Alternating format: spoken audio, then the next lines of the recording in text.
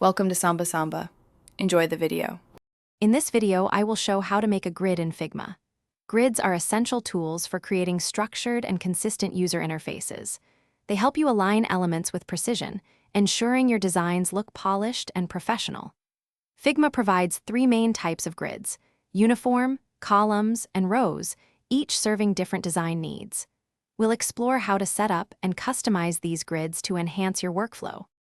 Column grids are widely used for web and responsive designs. To create one, first select your frame. In the right-hand design panel, find Layout Grid and click the plus icon. Change the grid type to columns. You can then adjust the number of columns, typically 12 for desktops, and define the gutter width, often 24 pixels, and margins for consistent spacing.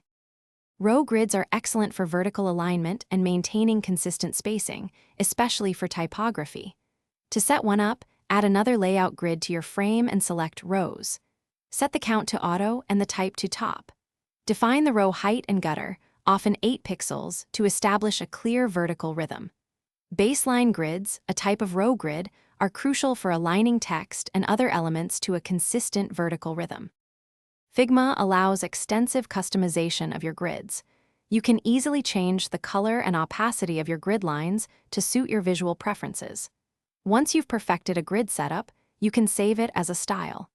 This lets you apply the exact same grid to other frames or projects with just a few clicks, ensuring consistency and saving you valuable design time.